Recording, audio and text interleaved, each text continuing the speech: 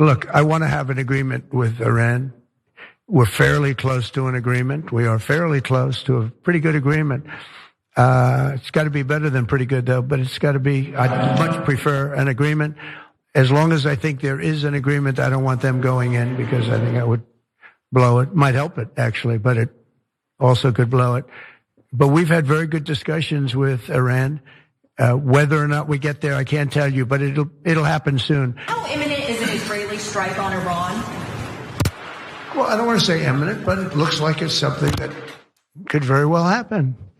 Look, it's very simple, not complicated. Iran cannot have a nuclear weapon. Other than that, I want them to be successful. I want them to be tremendous. We'll help them be successful. We'll trade with them. We'll do whatever is necessary. So look, as with everything with Donald Trump, as his brain rots in his skull, that's all over the place. And he's contradicting himself and everything. But last week, Trump is saying, we're close to a deal, we get a deal, we want to have a deal, it's got to be good, well, better than good, well, I don't know, but we'll trade, blah, blah, blah, whatever. And what he didn't want was for Israel to attack Iran. And of course, as you know, if you've paid attention to anything that's going on, that's what happened. Israel has initiated a war against Iran. The media, which is doing PR for Israel, is calling it other things. We'll get to all of that. But that is Donald Trump saying he's the negotiator. He's doing diplomacy. He's going to get the deal with Iran, which I will remind you for historic context, we need because Donald Trump shredded the previous one. Okay, so just to be clear, the onus is on him to fix the issue he caused, except, what do you know? Israel launched their attack against Iran. And so now we're gonna have to get to the cleanup of this situation, I guess, because while initially the United States distances themselves from this, and we'll get to that, Trump can't have it be known that he told Israel not to do this and they told him to kick rocks. So now he's on board and now it's a thing that he totally wanted, even though he didn't just before. Because as we'll dive into this in depth later, he said he'd stop wars. He said no one would dare to initiate a war while I'm in office. It's peace from Antarctica to Arctic. They're never gonna have anything like it. And obviously none of that is true. And so we're not gonna dive into all the specifics of the attack, partially because we don't know yet, and also because it's ongoing. They're gonna continue to attack. We'll give you some of it, but they did this attack. They call it preemptive, okay? Now you say that because that seems justifiable. It's an attack, you attacked. You notice that they only ever do something preemptively or in response. It's never just a thing that they chose to do. Because if it was a thing that you chose to do, then you'd have responsibility for your actions. But if it's preemptive or if it's reactive, then it was the other person. It's the other person, okay? And so it's the initiation of a war. Massive bombings across dozens of locations involving hundreds of jets. This is not just a limited attack, or some would say a terror attack, as they have used before to try to hamstring Iran's ability to develop a nuclear weapon. This is a wave of attacks targeting not only facilities, but leadership, scientists that they wanted to and did successfully kill.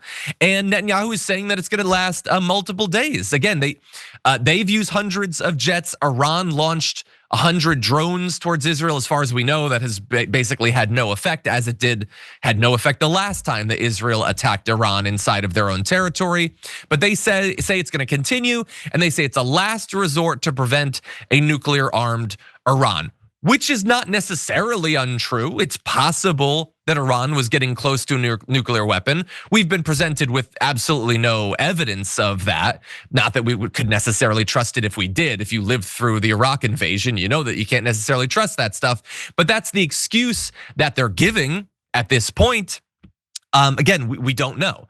And so we're gonna get into a lot more of this. We know that the highest ranking military officer in Iran was killed. So look, the last time that Israel attacked Iran, we expected a big response, and they didn't really do it. They were very measured in their response. They couldn't do nothing, I guess, because they'd lose face, but they didn't launch an all-out war on Israel. In this case, again, they probably won't, just because they have basically no military capability in comparison to Israel and likely America, which Israel is expecting will be dragged in to, at the very least, provide the military arms to continue this conflict, if not to do it ourselves, which there's a lot of people already in the US government that's pushing for us to do that, just to be very clear.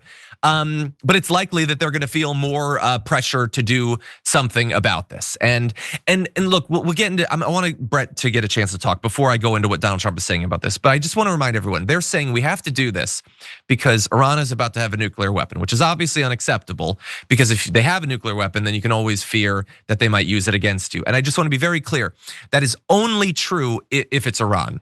If it's Israel, which has nukes, that's not a reason for Iran to develop nukes. Iran should not fear them being nuked, okay? Because reasons.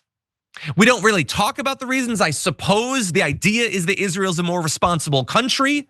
You know, it's not led by warmongers like Iran. That said, they're the ones that just bombed Iran. And so I don't know if that argument necessarily makes a whole ton of sense. And so there's just a lot of hypocrisy. There's a lot of the media being unwilling to like, this was an illegal attack against a sovereign nation. If any other country had done this thing against any other country, it would be identified as such, but it's not. America and Israel are allowed to launch attacks like this, and you just need to shut up about it. You can talk about like the strategy or the effect that it might have. You can't identify it as having been a terrible thing or a dangerous thing or a provocation or illegal or any of that stuff. And I'll throw to you, Brett. I was listening to the Daily, and they seemed a little bit critical of Trump in this, which I get, and they called it an act of aggression, but that's the farthest they went. Like, this was a big attack, the biggest we've seen against Iran, and they don't want to say like, hey, maybe this was like a really dangerous thing to do, or maybe it could be bad, or maybe it's illegal, it goes against international law. I'll also remind everyone that, remember, if they're close to a nuke, why would they be close to a nuke? After all, we had a deal where we could have inspectors on the ground. Who shredded that? Who created the pretext for Israel to say, we have to attack them right now or else they'll get a nuke? That was Donald Trump that did that. So Donald Trump, as we'll get to, tried to stop this attack and failed. He also laid the groundwork for it when he needlessly destroyed the nuclear deal that Obama had gotten with Iran. And so I apologize, Brett. It's a big story. There's a lot going on. Take it wherever you want. Yeah, so I don't want to repeat anything. So I'll say stuff like the conclusion any idiot can make is that Trump sucks at this. He just sucks at this for a bunch of reasons. Like you mentioned, he shredded the nuclear deal with Iran, not for any other reason than his name was not on it. Yeah. Right? He shredded NAFTA, replaced it with a deal he would later call stupid because his name wasn't on NAFTA. Replaced with the USMCA. Now he's calling that stupid, hoping you don't remember that his name isn't on it. But it's all about him having his name on it. Of course it is. The guy does that with buildings across America. He wants to do that with everything. And that is the only thing I can kind of, when you do the math, it becomes like least common denominator. It's just that he wants his name on it. Also, he doesn't know what he's doing. Did you that first video we played? It reminded me of those like math competitions where they're like 4 + 3 - 7 + 2 + 9 + 7 - 6 times 10 divided by 5 + 9. And you see I'm not one of those kids that can go like this and be like 7. He says, I would do it, but I didn't do it. But if I wanted to do it, we could do it, but we're not going to do it. In the morning, we're going to do it, but by the afternoon, we might get hungry and take a nap, but then we'll wake up and maybe not have done it maybe in the future. Now, the right wing has tried to spin this weird Nixonian, oh, he's so unpredictable thing. That's fine as long as he knows his plan. But he doesn't know his plan. So I would wager, and I think as we look at everything he touches turning to absolute dog crap, from immigration to international trade and tariffs to now foreign policy, which Republicans are supposed to be the ones who keep us safe, the conclusion we can all draw from this is he just doesn't know what he's doing, which is at this point quite impressive because this is his second time being president. I was a producer at one place, then I got a job being a producer at another place. I was better the second time. He is no better. Why? Hubris. Because if you ask him, he thinks he's so smart, he can't learn anything because that's impossible. Once the brain mind is at 100, you can't get to be 101%. Yeah. He's so bad at this. And the sad part is we're losing our allies. The economy's in the toilet. That he is causing riots and fascist takeovers of my city. And now World War III. He's 0 for everything, and he's less than a year into his term. John. Yeah. Look, you're 100% right. I mean, maybe I have Trump derangement syndrome. I would say, why would we expect him to be any good at this, even in his second term? He's an idiot. He's always been an idiot. Stop putting idiots in positions of power would be my advice to America, assuming there's an America to take that advice in the future. And again, like I cannot stress enough, it isn't just that he's bad at it, it's that all of this posturing and bravado about him keeping us safe, or that no world leader would be willing. And we'll talk more about that later, but it's just so fake and there was never anything to it. And now he's putting out messages like, if we go to graphic 3, I gave Iran chance after chance to make a deal. I told them in the strongest of words to just do it. And now blah, blah, blah. He didn't want Israel to attack Iran. He wanted to successfully make a deal. And now he has to pretend that Netanyahu did this because he told him to or whatever. My God. If you were stupid enough to believe that. And he's in tweet after tweet pretending that this had been his idea. We already know. On Monday, Netanyahu raised the possibility of strikes, and Trump said he wants diplomacy to run its course. But Trump's not in charge of this relationship. Israel knows they can do whatever they want. And it isn't just that we won't check them or whatever. It's that we'll support them.